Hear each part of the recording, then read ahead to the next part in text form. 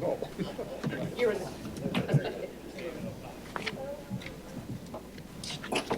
Okay, good morning. Morning. We'll call to order the April 9th, 2026 Board of Commissioners meeting. Commissioner DeBell and I are present. Commissioner Wider could not make it today.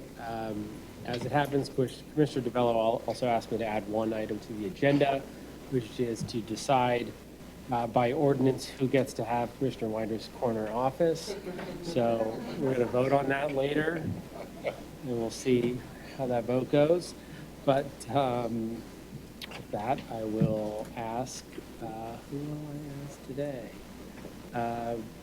Our new, what's your title again?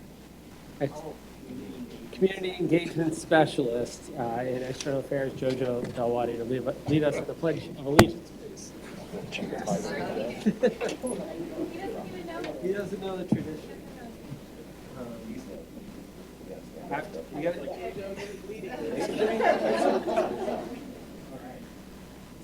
Allegiance to the flag of the United States of America and to the republic for which it stands, one nation, under God, indivisible, with liberty and justice for all. Great job. I don't know, Jojo, a little slow on the uptake there.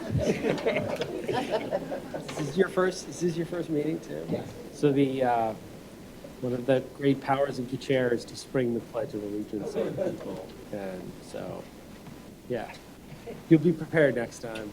But welcome everyone. A couple things that I'll have opening comments before I turn it over to Commissioner DeBello is that the primary election's coming up. We have an election board meeting right after this. If you have any comments on that, please save them for the election board meeting.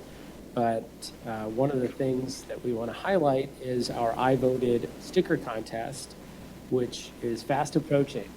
And this is an opportunity for anyone in this county, particularly we're emphasizing high school students and students of any age who want to apply.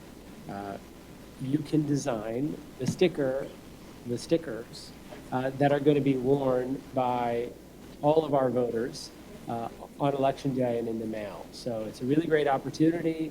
Up to 600,000 people, depending on our turnout, could be wearing your sticker design, and you can still apply. The deadline is Thursday, April 30th, the end of this month. The contest is open to all residents. We're encouraging youth to apply. So far, we received 50 designs. So right now, there's a 1 out of 50 chance that you could be the winning design, although we may choose multiple. We're likely to choose multiple. And we've got 28 different communities around the county that have someone who's applied. So please spread the word. We're excited to see your designs and celebrate. Do we create like an award for it? Like, you know how there's Oscar, Emmys, we call it like a Leon Award or something Right. like that? Sure.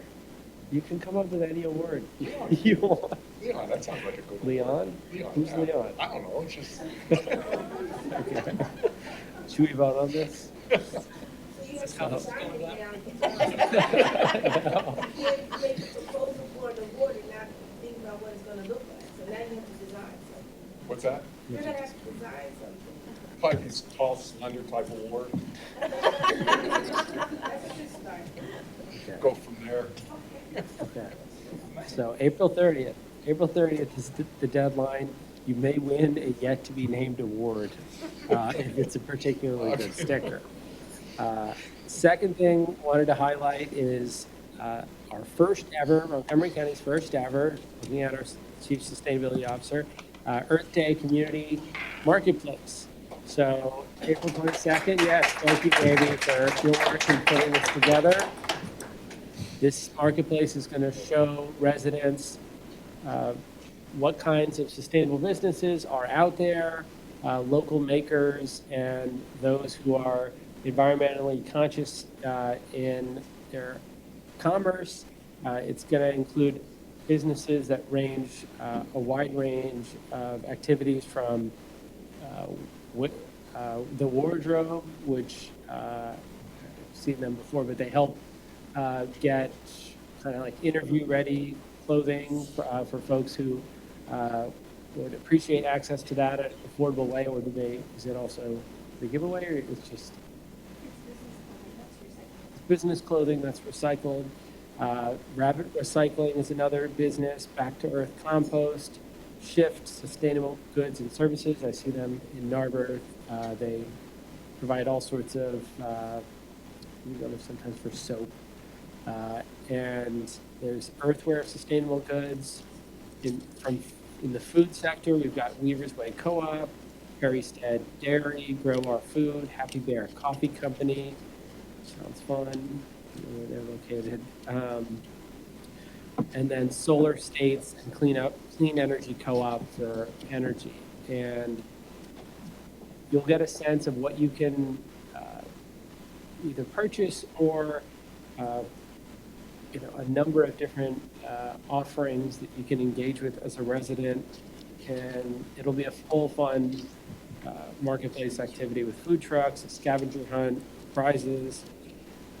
It will be here, just on Swede Street. It's going to be right across the street in front of the courthouse. 10 a.m. to 2 p.m. on Earth Day, Wednesday, April 22nd. So this is a great example of how we're trying to increase sustainability, not only through the county's operations and all the things that we do to run more efficiently and sustainably here, but getting a larger community engaged in efforts that they can practice or exercise individually as citizens. So looking forward to it. Thank you. So this week is also Public Health Week, April 6th through April 12th nationally. It's a week where we highlight national and local efforts to improve health outcomes and advance health equity. Our Office of Public Health is every day on the front line of prevention and preparedness to keep residents safe and healthy.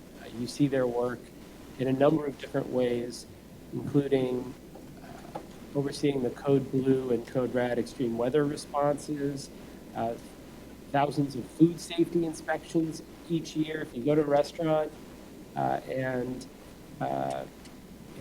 anytime you enjoy a restaurant, it's in part because of the work that our public health staff do to make sure that they're operating safely. They also conduct CPR and Narcan training, vaccine clinics, and completed our first ever community health assessment, which was just done last year. So most of this work is behind the scenes. Every now and then you hear from them when there's an incident of a disease that we are taking action to prevent and alert the public about. But I'm very thankful to Christina Miller, our Office of Public Health. She's here right now. She might hear about this. So Christina, you're doing a fantastic job with your entire team year-round preventing illness, infection, and accidents in our community. So thank you for your work. And finally, I'll note again, we have a Board of Elections meeting at the end of this meeting. We'll be voting on physical polling location changes, drop-box location changes for the primary election on May 19th. And with that, I'll turn it over to Commissioner DeBello. Actually, there's a salary board meeting, then election board meeting. True. So they'll have to hang through the long, very long salary board meeting that lasts 3 to 4 minutes. Let me go for 90 seconds, we'll see. Yeah. Alrighty, so let's got some good stuff going on, as you know, in Montgomery County through our HHS department. We always have a lot of very important initiatives that are underway throughout our county, and one of those is our Spring Clean Drive, which is running now through May 30th. This drive collects hygiene projects and toiletries for individuals and families that are served by our amazing HHS department. Donations can be dropped off during business hours at the Cobb Center, Norristown, 1430 DeKalb Street, at the main entrance across from the parking garage. We have a list of items that could be donated up on the screen. So any way you could help out, get us some of those toiletries and hygiene products would be very much appreciated. I know the families that our HHS department serves day in and day out would also be very appreciative of your generosity. So please find some extra stuff at your house, or maybe make some purchases and make those donations. Also, we have our county support for children, our court care and earning learning resource center. It's another program that's underway, or it's in place, and it's related to serving our youngest residents.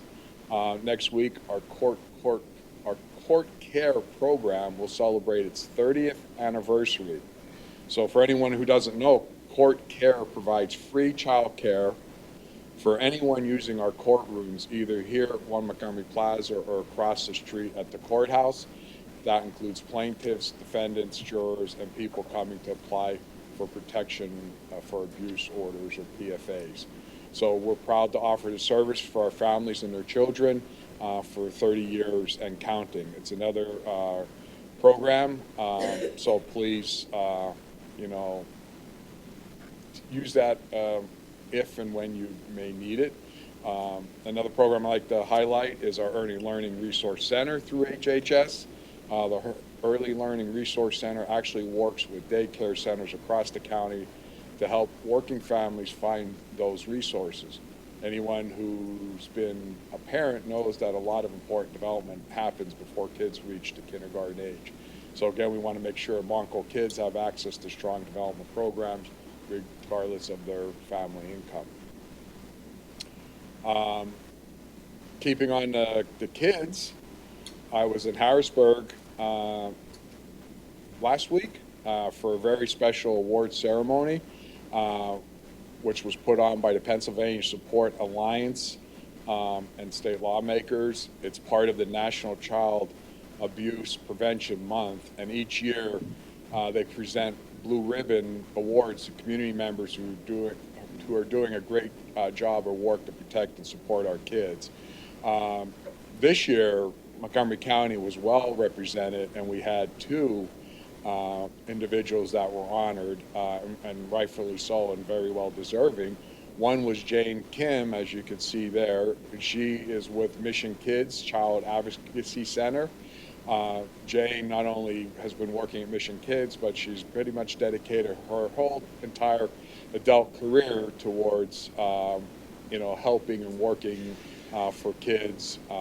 And so she brings a lot of experience and expertise to Mission Kids, and I know they're really excited that she's there, and she's been doing a great job, and so she was honored. And then we also had Detective Ernie Morse from Limerick Township Police Department.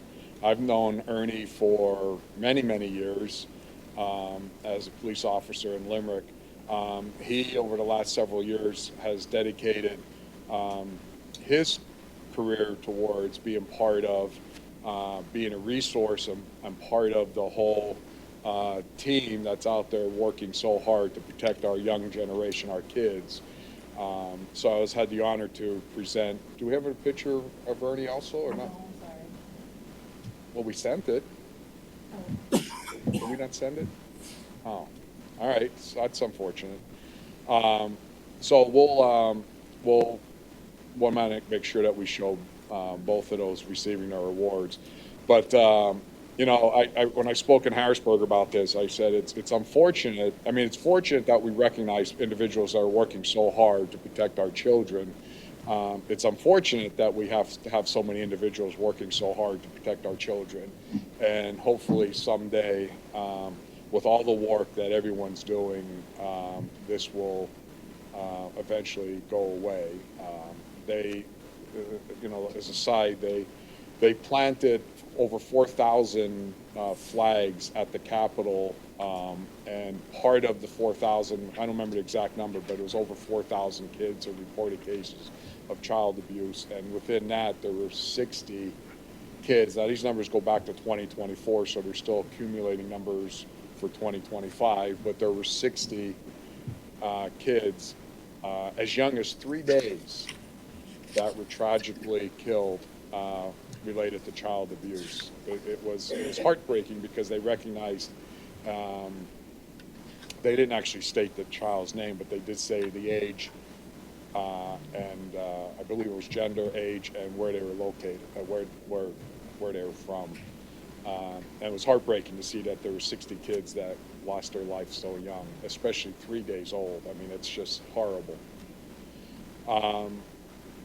So and then another, part of what I was attended the week before that as well was there was Senator Dush from actually Center County has got a grant, and they're going to a few different counties, and they're gathering up people that are in law enforcement or part of county HHS departments or whatever it may be, and it was all geared towards talking about the anti-human trafficking, which was a forum that was put on, and I talked at this event as well, and I brought up it's one of those things that no one wants to talk about here in Montgomery County or across Pennsylvania, but human trafficking is a real thing.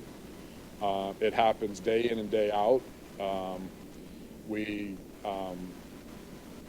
see high numbers throughout different regions here in Pennsylvania, and part of what's actually happening is there is a bipartisan group that's been put together in Harrisburg of, I believe it's just the state senators, and their sole focus is going to be looking at the current human trafficking laws, and I believe they want to make recommendations to put new laws or enforce or not enforce, but put updated to certain laws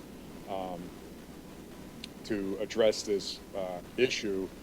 And unfortunately, we see it right here in Norristown. Just a few weeks ago, there were 2 individuals that were in the country illegally that came down from New York that were in a situation where they were trafficking women, and they were arrested, and that's just one instance that goes on continuously, not only here in Norristown, Montgomery County, but it's going on across Pennsylvania and across the country, and it's a global issue. And I was really happy to be there because the more awareness that we could bring to human trafficking, the better. And it could be happening, right down your street, and you may not even know it. So, and then finally, I will talk about, let's see, we got Autism Awareness Month is going on. This is another unfortunate thing that we see growing in our young generation today. Autism cases is up, but it's definitely something that I saw when I was on the school board. The number of kids that are coming in that are diagnosed with autism, and for those that are familiar with autism, there's the spectrum, so you could be anywhere in that spectrum as far as being affected by autism. So the county HHS department has a wide range of programs for individuals with autism and other mental and behavioral conditions. There are early intervention programs for children with developmental disabilities, and of course there's resources for families that could be accessed and help family members deal with autism. So these resources are available through our Health and Human Services, and you can find more information on our county website. So if you know personally anyone, either within your family or friends, neighbors, whatever it may be, if you know that they may need help, please reach out and let them know that the services are available. I know many of the school districts in Montgomery County also have amazing autism programs, and as well as the Montgomery County IU. So it is definitely something that is here, and it's growing. At one time, I think it was 1 in like 24,000 kids were diagnosed with autism, and it's down to not 1 out of 24,000. It was 1 out of 2,400 or something. I don't remember exact numbers, but it's actually less than 1 out of 24 now. are diagnosed with autism. So hopefully someday we'll be able to figure out why it's growing. But, you know, we got to do whatever we can to help these children and these families deal with autism. And that's all I got. Great, thank you. Reminds me, actually, yesterday we had a great meeting with higher education leaders. Yep. Because St. Joseph has got a center, King Center on Autism, that we discussed, along with a number of different issues that higher ed is facing, and how we work together to serve not only the current students, but those who are coming through, and give them the confidence in their future by supporting the kind of curriculum that is tied in with our workforce needs and other issues. So that was a good event. With that, I will turn it over to our first presenter, Lori Schreiber, Clerk of Courts. Tell us about Second Chance Month. Thank you. Good morning, Commissioners and everybody. I want to thank you for, again, giving us the opportunity to talk about Second Chance Month in general, and then our upcoming resource fair. It's our 4th resource fair, and so we're very proud of it, and again, grateful for this opportunity to speak about it. So can I have the next slide, please? So you might remember from last year, we talked about this a little bit, but in 2017, April was nationally recognized as Second Chance Month, so this has been something that's been going on for a while now. The purpose is to raise awareness and reduce stigma for people who may have been incarcerated or are criminally justice involved. And our hope is that people who were incarcerated or have criminal records can have a fresh start. Our governor, excuse me, our governor has signed an annual proclamation. And again, we want to thank the Montgomery County Commissioners who have also provided local recognition for Second Chance Month. Can I have the next slide, please?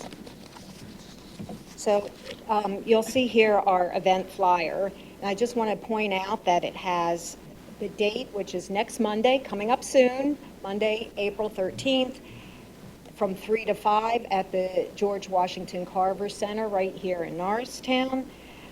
You'll notice on there, there's a QR code down at the bottom, and that is to, will take you to our newsletter registration. So if you want future save the dates or vendor registration or event reminders, things like that, you can access that from our QR code.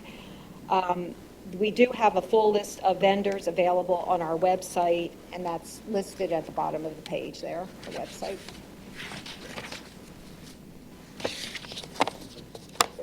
And I do want to share some other information about the event, but before that, I want to introduce our partner in this, sitting right over here, Alyssa McBride. She's from the Montgomery County Reentry Initiative.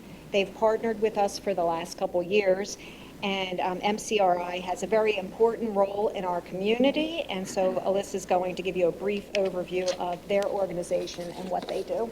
So Thank you. Come on up. Thank you. Good morning. Thank you for having us today. MCRI is the Montgomery County Reentry Initiative, which was formed in 2017 by Family Services, the Montgomery County Correctional Facility, Montgomery County Adult Probation and Parole, Montgomery County Public Defender's Office, and the Criminal Justice Advisory Board. We now have grown to over 150 members who are all dedicated to coordinating our efforts for pre- and post-release support and helping individuals successfully return to Montgomery County following incarceration. Our goal is to help everyone coming back to Montgomery County to be successful. We are data-driven, so every 3 years we conduct a strategic plan. We have a risk and needs assessment that we provide to individuals who are incarcerated at the Montgomery County Correctional Facility, key stakeholders with a special emphasis on those in our community who have lived experience in the criminal justice system. And we also do focus groups at MCCF to ask people what are the existing and needed resources.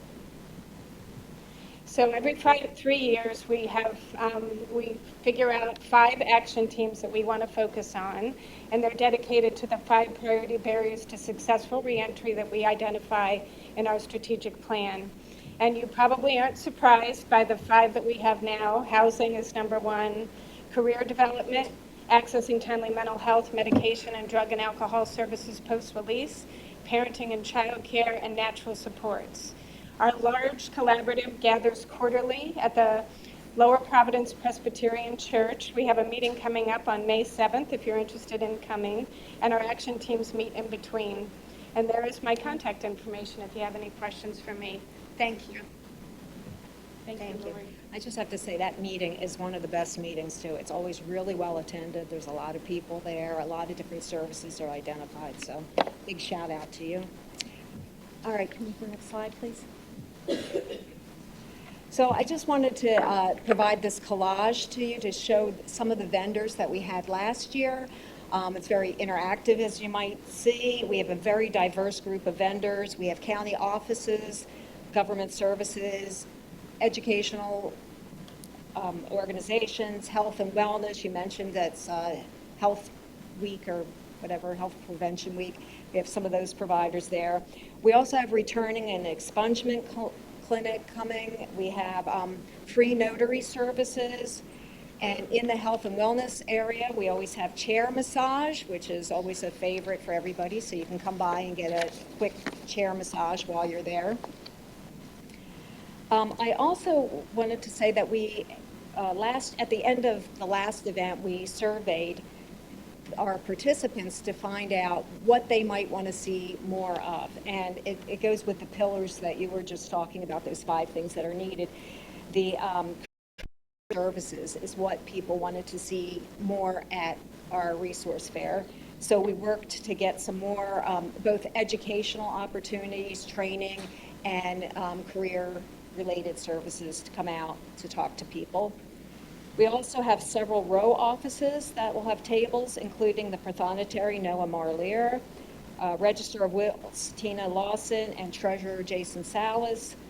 And the one other thing I wanted to just take a minute to talk about, I know that Commissioner, you spoke about the upcoming election, and I know you have election board today.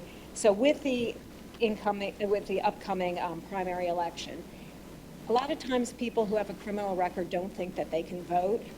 And can you put on the next slide, please? You'll see this flow chart here.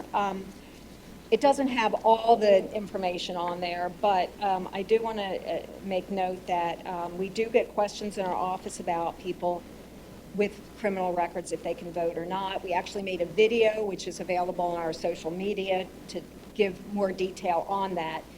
But a key point is that if someone has a felony conviction and is currently incarcerated, they cannot vote. But if they've been released from incarceration, they can vote, even if they're on probation or parole.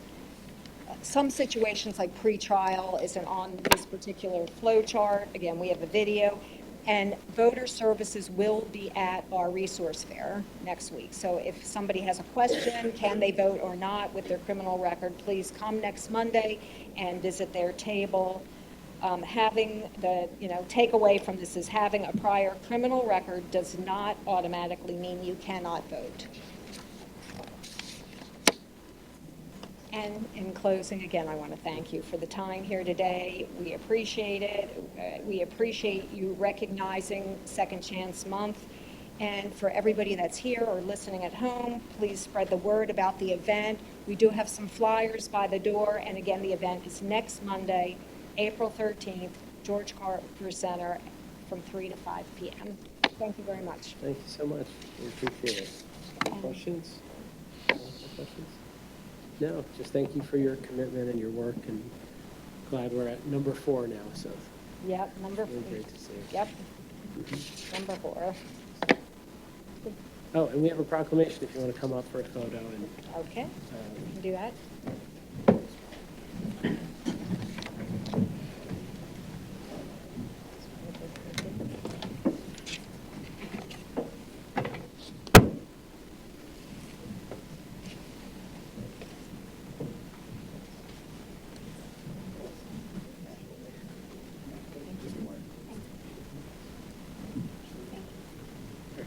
way.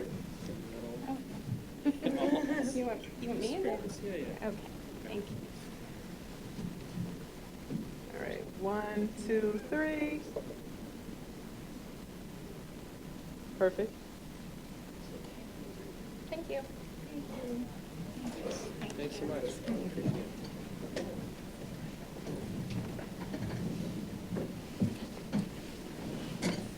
All right, next up, we'll hear about the Montco Trail Challenge from Laura Williamson, our Community Traffic Safety Program Coordinator. Thank you. Good morning. My name is Laura Williamson, and I am the Community Traffic Safety Program Coordinator for the Montgomery County Office of Public Health. I'm here today to talk about our 11th annual Montco Trail Challenge. So to start, let's talk about what the Montco Trail Challenge is. It's essentially a scavenger hunt along 18 participating parks and trails all throughout the county. The goal is to visit as many parks and trails as you can within the time frame, and you're searching for one of those trail symbols along the trail. It's going to be like a fox, a bunny, a deer, some kind of animal most of the time. Participants visit the trail, they find the symbol, and then you write down what the symbol is, and we give out prizes for going to 5, 10, or 15 or more trails.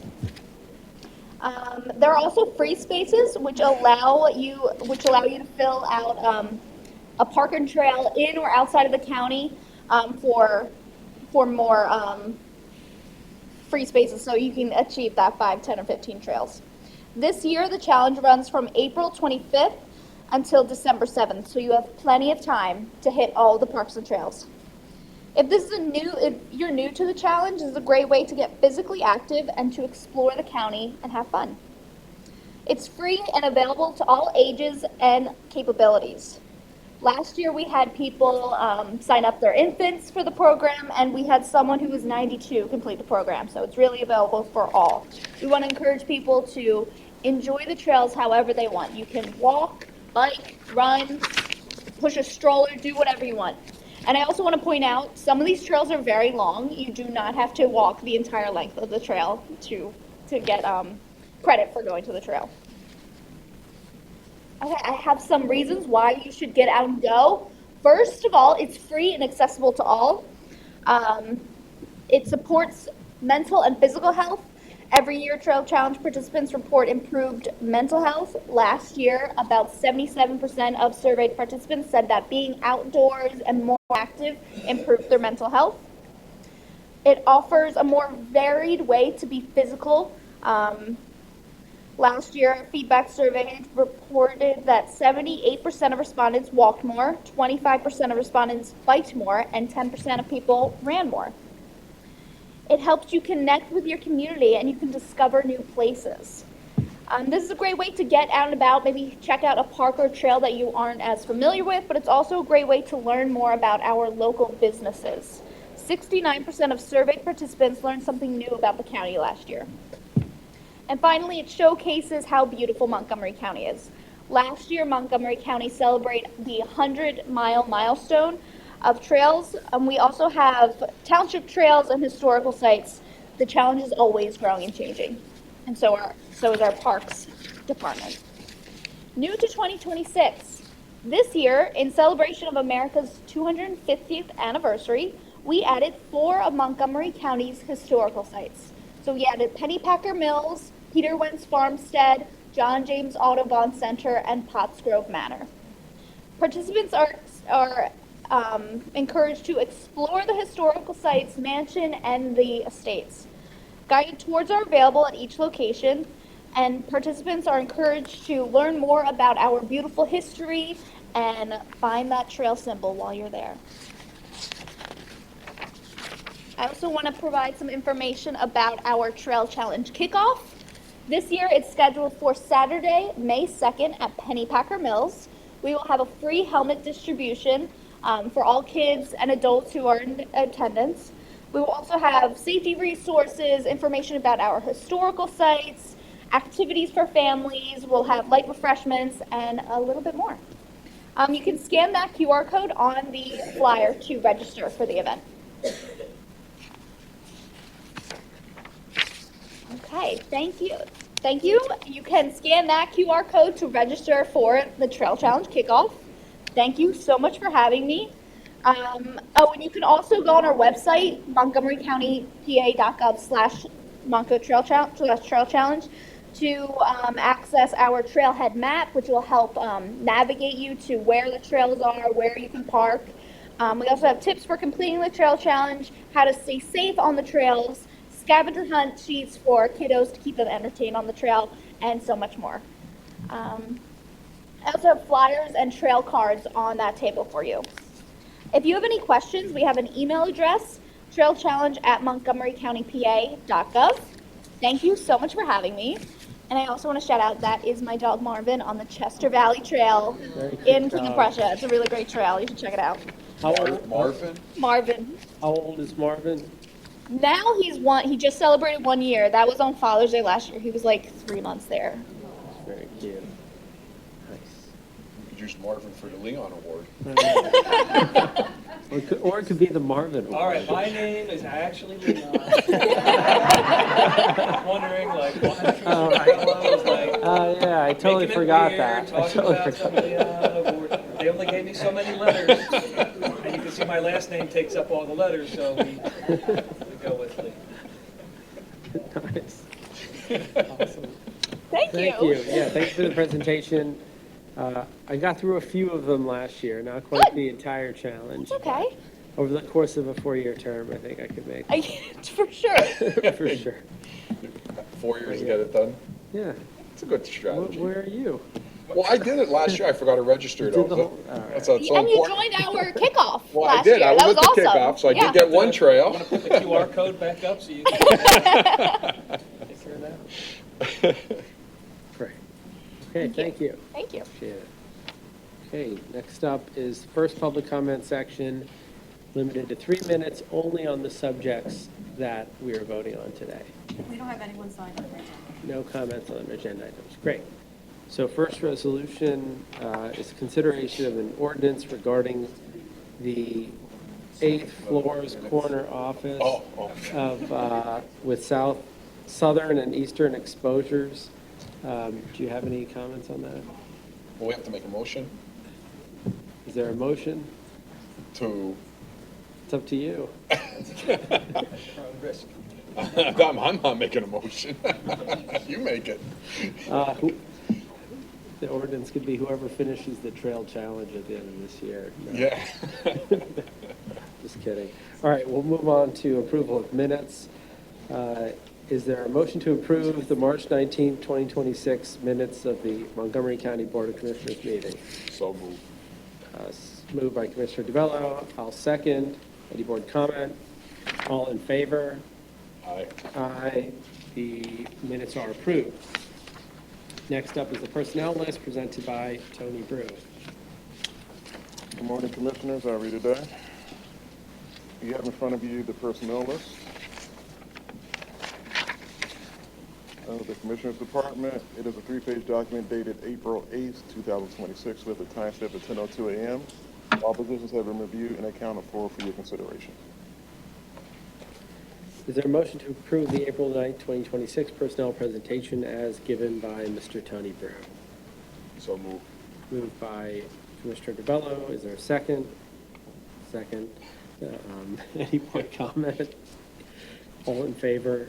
Aye. Aye. The personnel list is approved. Thank you. Thanks. I'll just start making the motions. Yeah, I was just saying, why don't you just, I'll do so moved. Yeah. Go. All right. Is there a motion to approve the advertisement of bids and RFPs for Montgomery County on attached Exhibit A? So moved. Moved by Commissioner DeBello. I'll second. Any board comment? All in favor? Aye. Aye. Motion passes. Is there a motion to approve the contracts, awards, amendments, and renewals for Montgomery County attached Exhibit B? So moved. Moved by Commissioner DeBello. I'll second. Any board comment? All in favor? Aye. Aye. Motion is approved. Moving on to awards of contract for Southeast PA Regional Task Force. Is there a motion to approve the contract awards, amendments, and renewals for the Southeast PA Regional Task Force on attached Exhibit C? So moved. Moved by Commissioner DeBello. Is there a second? I'll second. Any board comment? All in favor? Aye. Aye. The contracts are approved. Any general public comment? No public comment? Wow. Okay, we'll move on to closing commissioner comments. Got anything? I just wanted, I sent. I think you've said enough. I just wanted to recognize, again, Detective Ernie Morris as well. We just didn't, Oh, great. pictures didn't get sent over, but there's, again, that was in Harrisburg, recognizing two amazing individuals from Montgomery County. So it's great to be there and great to recognize them for all their hard work, working, for or against child abuse. So thank you, Megan, and you guys for getting those up for me. That's all. Great. Fantastic. I think I'm okay with my comments here, so we'll move on to the next meeting. So I'll make a motion to adjourn the April 9th meeting of the Montgomery County Board of Commissioners. Is there a second? Second. Any board comment? I'll just note that the next meeting is April 23rd, 10 a.m. in this boardroom. Is there a vote to adjourn? All in favor? Aye. Aye. Meeting is adjourned. Moving on to salary board. I'll ask our controller to join us. Or who's here? Do you have a controller or deputy controller out there? Too fast? Okay. They're only a couple floors away. They can be here in a second. Oh, yeah. They're moving here. I could start the Do we have a quorum? I don't think we meeting. have a quorum. We didn't have a quorum. You need three? Yeah. 3 out of 4.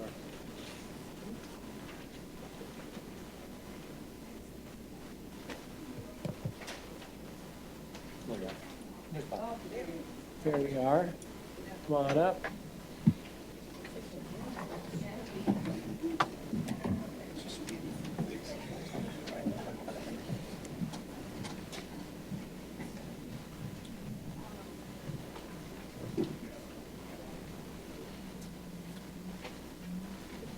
Great. Okay, so is there any public comment for salary board? Yes, Lisa Herbst. Sorry.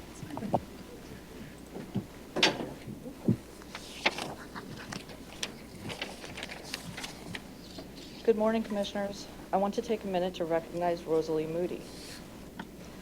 Rosalie began working for the county on April 3rd, 2000. She has dedicated 26 years to public property. She has a positive attitude and is always happy to lend a helping hand. Your retirement is well-deserved, Rosalie, but you will be missed. We hope you enjoy the time with family and friends. Thank you for all your years of service, and congratulations. You're welcome. Thank you.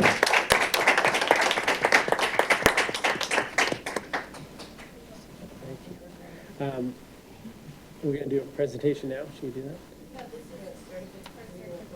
Do a certificate now. All right, so why don't you come up and we'll do a photo real quick. Thank you.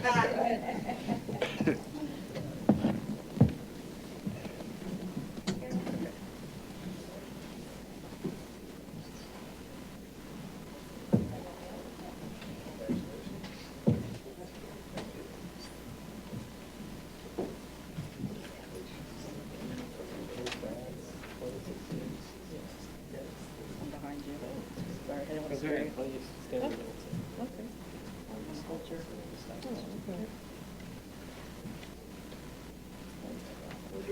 I don't know where the camera is. I just realized that. Very nice. All right, ready? 1, 2, 3. All right, thank you, everybody. Great. Thank you. Congrats. Okay.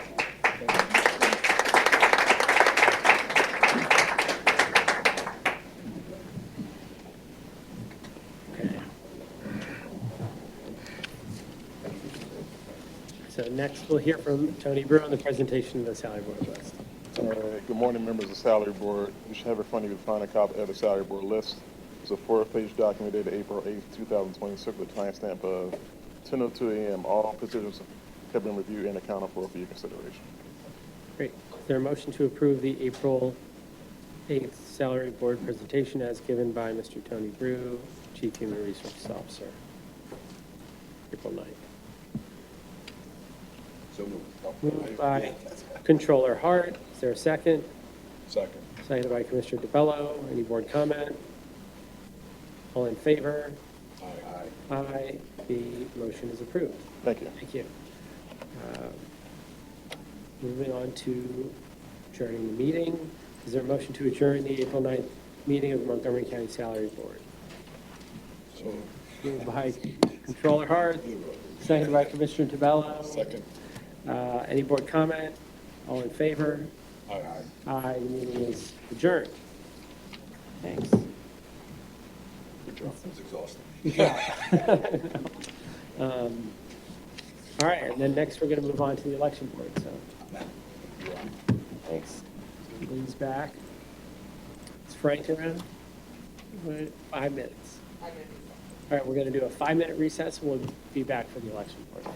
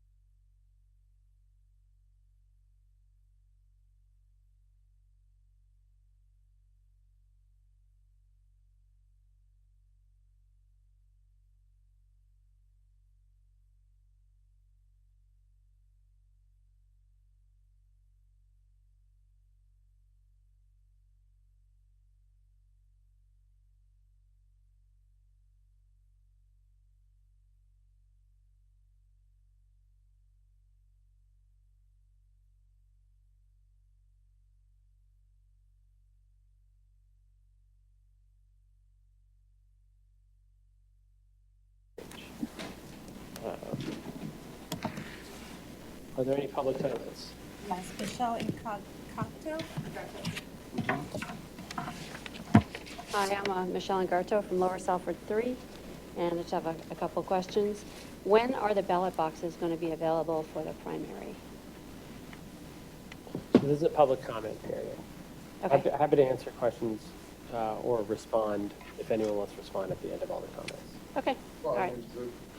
they're going to be open they usually open within the first weekend of mail-in ballots going out. And my other question would be, when are the mail-in ballots being sent out then? This week? This week? Next week? Okay. Next week. Huh? I can identify for the first week. Okay. And then just wondering if the logic and accuracy testing notification was done. I've been looking for that in the regular places, but I haven't seen it. So I was just wondering if notification has already happened and or if it has been completed. And that's it. Thank you. We'll be advertising it Monday. It's kind of based on when ballots are available. The notification. Notification next week, but I can tell you right now it's going to be next week. Okay, thank you. That's all. So, Great. I'm sorry, It's just, I didn't hear what you said. I'll send it. let's just let him present. And he'll do it. Hold on, wait, there might, We have one more person. other comments. Let's try to just do the comments first and then. On Zoom, we have Adrian Seltzer. Hey, Adrian, can you hear us? Mute? Okay, We can hear yes. Yes, hi. This is Adrian Seltzer, Wynwood, Pennsylvania. And I just want to say I am so excited for the electronic poll books that'll be happening on this election. I was at the training last Saturday, and it is amazing. It is going to make the lines go faster for voters. It's going to make it easier for your election poll workers. So I want to thank you for doing that. We'll be able to find if somebody's at the wrong polling place right away without having to call you guys or look it up on our phones. Lovely, lovely addition. Thank you. Thank you very much. Any other comments? No, that's all. Great. All right, so now we'll hear from Frank, our Director of Elections. Or should we approve minutes from last meeting briefly? Let's do this quick. Is there a motion to approve the January? That sounds incorrect. Do we have the correct date for the actual site? January 8th, 2026 meeting minutes of the Montgomery County Election Board. Is there a motion? It's fine. It is correct. It is? Yeah. So moved. Moved by Commissioner DeBello. I'll second. Any board comment? All in favor? Aye. Minutes are approved. Go ahead. To answer the questions just in front of a mic, ballots will be available next week. Once ballots are available, we can begin logic and accuracy testing. We will be advertising that to start next Wednesday. That is a tentative date based on when we can get all of the materials together. We will make sure to update the parties and any citizens groups that have registered with us so that they're all well informed of when we are starting and how long we anticipate it to take. Wait, we haven't notified the citizens groups yet? Yeah. We have? Mhm. Of the date? Not of the date, just that any citizens groups that have registered with us, we've been keeping them apprised of where we are at. Oh, okay, because I know that it's a long, but there's a big, like a window, like when you have to notify the citizen group. I just want to make sure that happens. The citizens group have to register in that large window. We just have to give 48 hours notice Of when we're it gonna started. So but you gave them a heads up. Yes, I've been in contact with one of the representatives, letting them know that as soon as we had a firm date, we would pass that along to them. So as of yesterday, we have a firm date of next Wednesday that we believe we'll be able to start. Great. And also drop boxes will be available as soon as ballots are out. We anticipate them being opened this weekend for their usage next week as ballots arrive in mailboxes. And then the sheriffs are on board to service them daily. Wait, we're opening drop boxes before we send the ballots out? Yes, so that as soon as ballots are available, they can be utilized. Well, are we checking ballot boxes? When are we going to start sending, because this costs money, so when are we going to start sending the sheriffs out? Next weekend. So they won't be picking up empty cards this week. We're just getting the boxes ready this weekend because there's no way for us to guarantee that as ballots arrive in the mail, the boxes are available. So we're opening them in advance of giving the printer the go-ahead to start mailing so that as they arrive in mailboxes, voters can utilize the drop boxes. But the sheriffs won't begin servicing them until next Saturday. Yeah, I don't get it. Yeah. Yeah, I can comment. We don't know what day precisely ballots are going to land. Right. But we want to make sure the ballot boxes are open when voters receive Yes. the ballots. That's pretty much the rationale, right? Yes. Great. Do you want to go through or continue with your presentation? That was the end of, I think, all of the questions that were asked. Got it. I mean, in terms of Section E, the polling location changes. Oh, yes. I'd like to request authorization for the relocation of 10 polling locations for the 2026 primary election taking place on May 18th. The Board of Elections is given the authority by the Election Code to relocate polling locations as they see fit. These locations are listed on your agenda. The polling places we would like authorization to relocate have all been posted with notices about these relocations, and if the location changes are approved, every voter in these precincts will be mailed a new voter ID card indicating the location change and identifying the new polling location. Those are scheduled to go out in the mail tomorrow pending today's vote. I'm happy to answer any questions you have and request that the board approve these relocations as presented. Do you have I don't have the list of them. I didn't get any of this until, I don't even know when. So I don't know what ballot boxes we're talking, locations we're talking about. So I have a couple questions, which in general, can you go over the process for how we change these? I have the list in front of me, but just for anyone who might watch this, can you explain the reasons for the moves? Anytime we have to move a polling location, we are required by the Election Code to post notice at 5 locations or in 5 physical locations around the existing polling location and the new polling location. Those postings need to be up for a minimum of 5 days. That's after the change happens. No, that's before the change can happen. So you've already done that? We have already posted all of these. 5 days ago or when? 5 days ago. Okay. Over 5 days ago. Got it. And can you just speak more specifically? I have reasons for the move, so could you explain? In almost every instance, we are being forced to move these polling locations because the current locations are going to be under construction. 1 or 2 of them have simply decided that they would no longer wish to serve as a polling location, and so we've had to find alternative accommodations for those voters. Got it.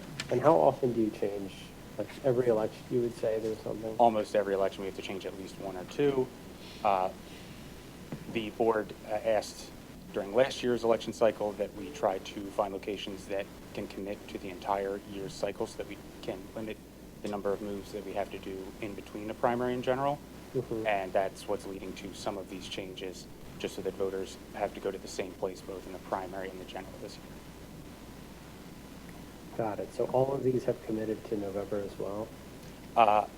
All of these have committed to November as well. Okay. Do you have any questions?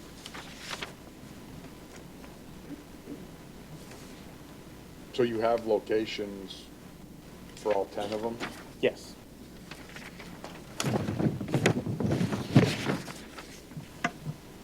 And all, how many, sir, 10? Yes, sir. And all 10 of these were because like Woodpayne Township, why are they too much traffic at the township campus? That was one of the ones where they've requested that the polling location itself has requested that we move. The polling location itself has requested that we find alternate accommodations to help ease the traffic in and out of that building.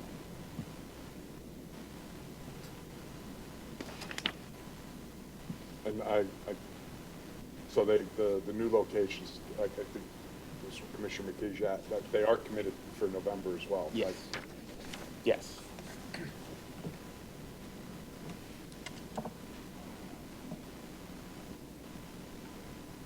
All right.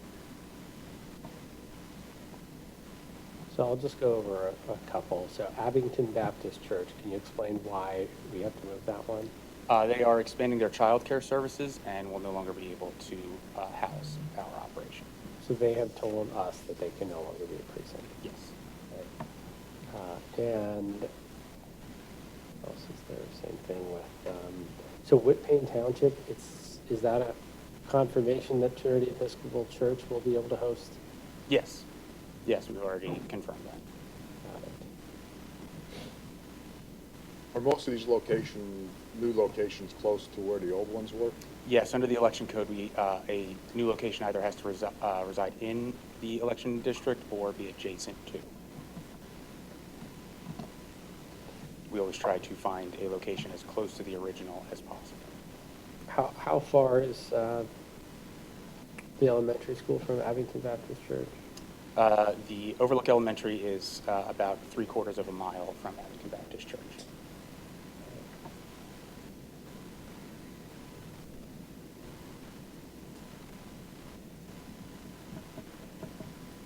So I think one of the things that would be helpful generally is understanding beyond the election code, the requirement to post 5 days beforehand. Is there anything else that we do to coordinate with the public when we decide to move these or when we're forced to move these? We also post them to our website. There's a tab that says polling location changes with a document of everything. Once we have a new location identified, we update that list. Got it. We also can notify the parties. Mm-hmm. Yeah. I understand anytime some of these are going to change, someone's not going to like it and someone else, and vice versa if it went to a different location. Yes, and again, none of this is, we are not initiating these moves of our own accord. These are the locations themselves asking us to move. And in several of the instances, they are not public buildings, so we cannot force them to remain a polling location. And just some of the other factors that you consider when you're... We factor in distance. It has to meet all of the requirements of a polling location. It has to be ADA accessible. They have to have people on the ground that we can coordinate with to get in early and get set up, drop off the machines, have a secure location for the machines. Mm-hmm. There's a variety of factors. Ample parking is a big one. We want to make sure that there's enough parking for voters on election day. And so we try to keep, if we are going to consolidate multiple polls at a location, we try to keep that to 1 or 2 unless there's significant parking or a significantly large enough facility to accommodate all 3. I'll tell you, I know you and I talked about this before. One of the models that we currently use in some locations, some of the high schools. Yes. Where we'll have 3, 4, 5 polling locations at one, and that would, if we could do more, I know that this probably wouldn't be popular, but if we could do more of that, it would probably reduce a lot of headaches. Because like Norristown, I'll use an example, Norristown High School, you walk in the main entrance there, you go into their gym, and they have 3 polling locations across the gym floor.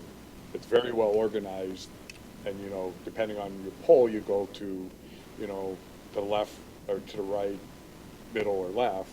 It's and that's just one example. I think North Penn High School, I think, has like 5 polling locations. It has several. 2 great examples. Yes, those larger facilities are great. And the schools are closed. I think most school districts are closed on election day. Not for the primary. Not for the primary. That's right. That's right. That is usually a hurdle anytime we receive any kind of pushback right. from the schools because they're not closed, and they have to figure out how to operate as a polling location that's open to the public while maintaining the safety of the students. But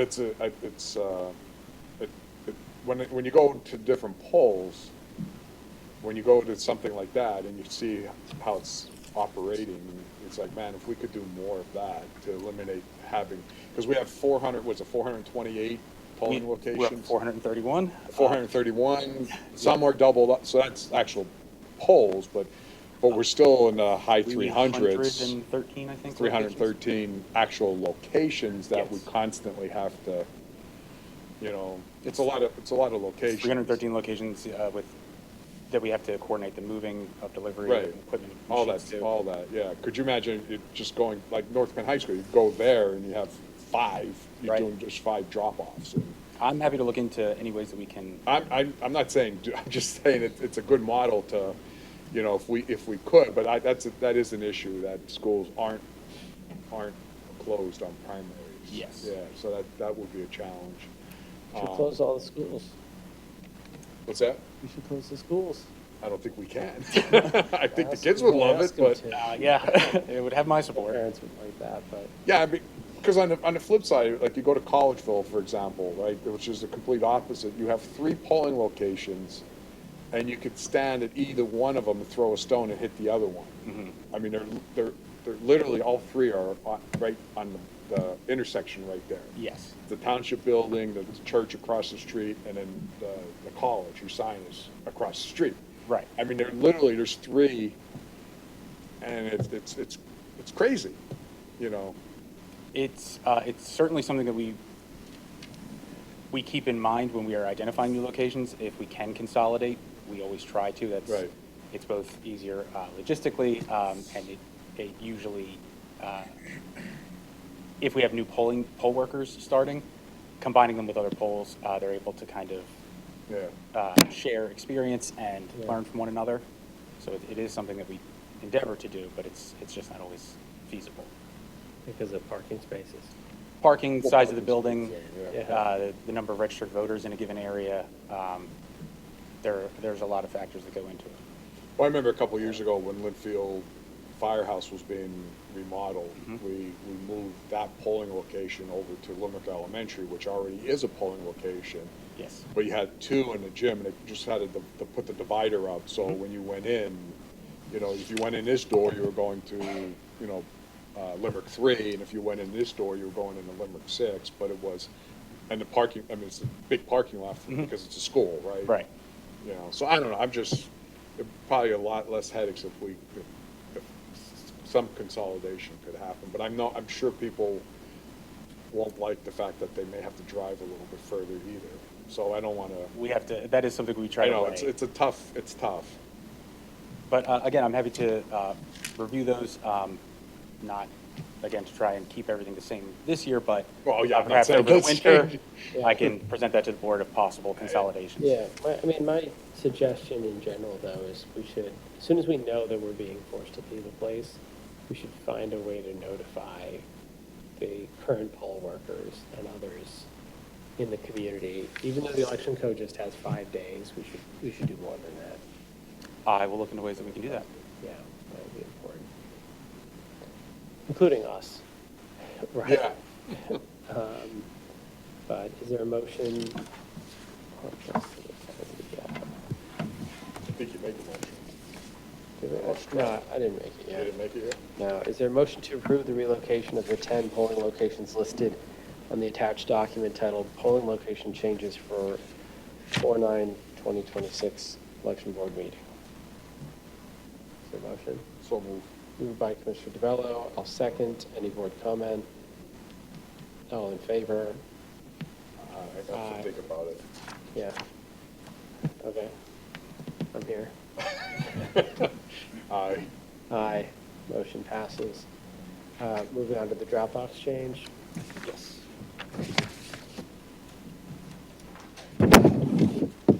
In previous elections, we have operated drop boxes throughout the county to ease the travel burden on residents who wish to return their mail-in ballot.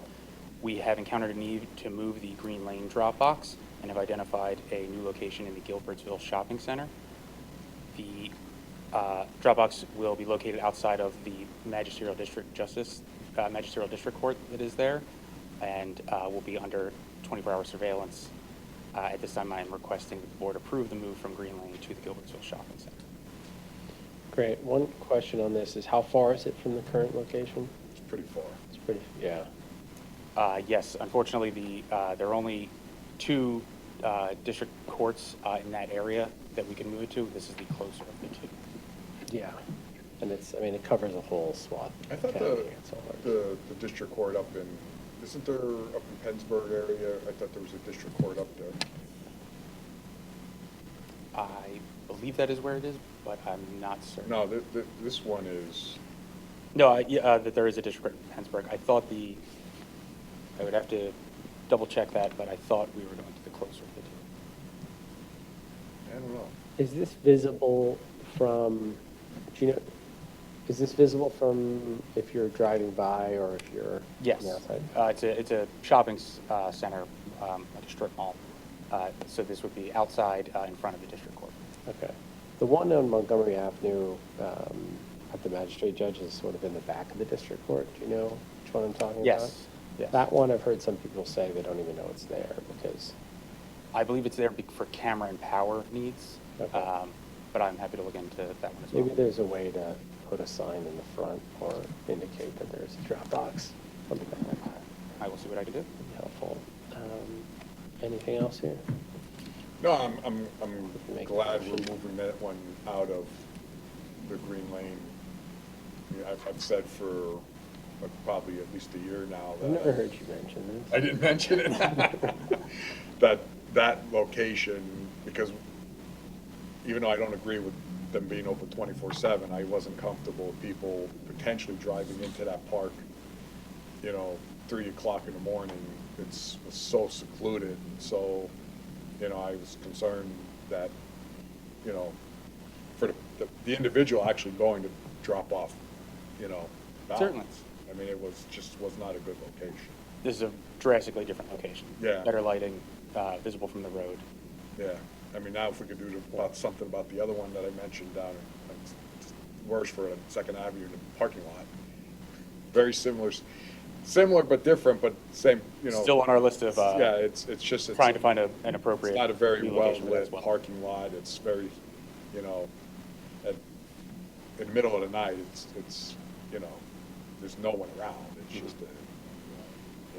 so it's something for us to, As we find potential new locations, I'll be happy to share those with the board. yeah. Yeah, I want to make, it's a little nuanced, but I'm going to say it anyway. The drop boxes, we have cameras that are recording, but we're not actually, they're not under surveillance. They are under 24-hour Cameras recording. are on Yes. recording, right, but nobody's watching anything all night or during the day. The cameras. I don't believe so, no. No. Unless you have some Okay. spare time.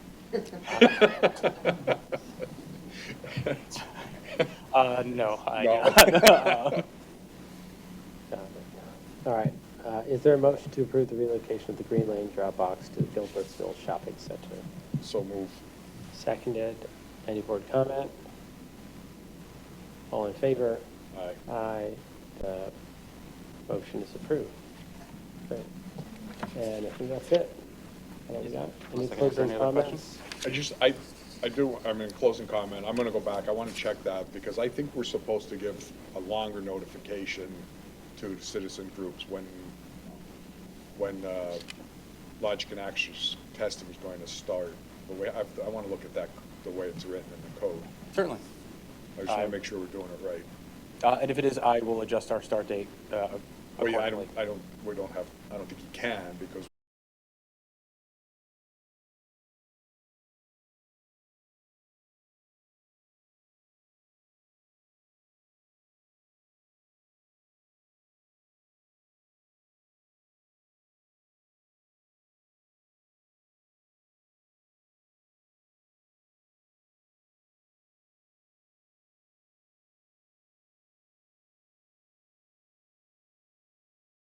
I think we're good. I'll ask you some other questions on the poll books and how that's rolling out. And are you done with the trainings? You still have many more to go, right? We have many more to go. We have been able to schedule 45 virtual trainings between now and the beginning of our in-person trainings. They've been extremely well attended.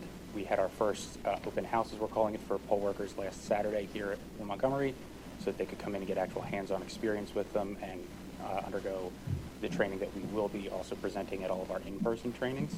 It was, again, well attended and overall very positive comments out of it. We have a second one this Saturday that is filling up fast, so if there are any poll workers listening that have not registered, please go ahead and register.